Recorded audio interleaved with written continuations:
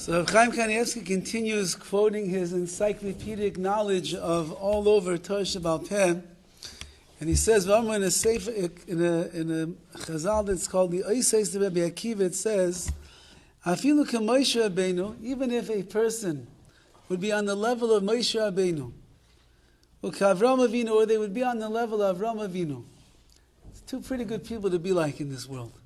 Can either be the greatest prophet of all time, Moshe Rabbeinu, who took Klal Yisrael out of Mitzrayim, split the sea, brought us to Har Sinai, gave us the Torah, and then took care of Klal Yisrael for 40 years in the Midbar.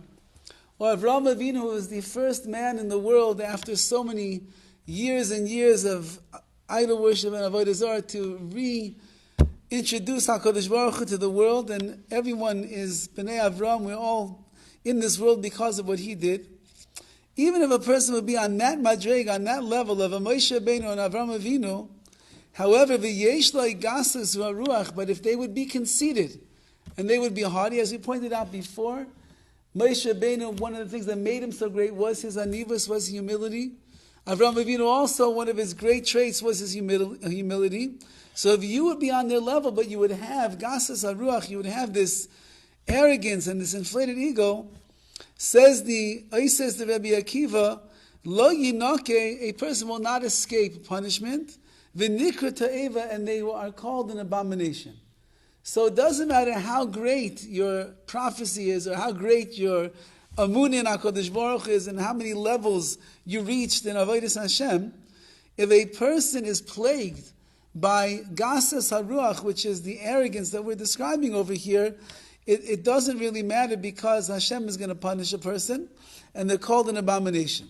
The Horowitz says further in Sanhedrin, Ein ben Dovid ba, Mashiach will not come, ad sheyichlu gasei haruach, until all of the arrogant people of the world are destroyed, are removed from existence. Mashiach, which is going to usher in all of the shleimus, all the perfection of this world, it's going to usher in a rebuilding of Klal Yisrael, a rebuilding of the Beis HaMikdash. It's going to usher in an era in history which is unparalleled to anything else. And it's going to be the glory of HaKadosh Baruch Hu's kingdom in this world. Everybody will be able to point and say, this Hashem is the Melech Malchem Malachim. Somebody who is filled with arrogance, so they are preventing Mashiach from coming. And therefore, because, again, like we said the other days, someone that is filled with themselves, there is no room for the Rebbeinu Shalom. Someone that is filled up with themselves, how can HaKadosh Baruch Hu come and spread his Shechina and his greatness all over the world if there's people that are there that are fighting it from coming in? So says Chazal that until all of those gasei haruach, until all those arrogant people of the world disappear, Mashiach is not going to come. And then he writes, V'afilu anshe beisai soidinoisai, even the people of your own house, they will despise you and hate you. Nobody, a wife doesn't like an arrogant husband. Children don't like arrogant parents, because there needs to be that we are one with each other, and we are sensitive, and we are humble to one another, respectful to one another. Someone that's a balgaiva, someone that is so wrapped up inside themselves, how could they respect somebody else? How could they see past their nose and see the sensitivities that they have to have for the person standing in front of them? And therefore, even b'nei beisai, the people of their house will come to hate them, like it says in the Gemara elsewhere. And then he writes, and we'll conclude with this, V'omru mi'ikara kavsale. In the beginning, women will be drawn to this arrogant fellow over here.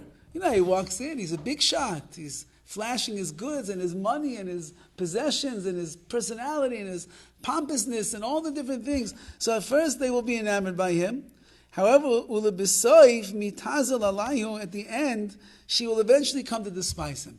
So even if you impress them, and even if you wow them, and even if you show them what you feel to be your greatness, at the end of the day, she's going to see right through it. So it's never going to help at all. So again, once again, as Rav Chaim is pointing out from all over Chazal, that the gasei ruach is someone that is preventing Mashiach from coming. He will be despised and hated by his family. His wife will never fall for it at the end of the day. She will see right through his haughtiness, and she will be despised of him as well.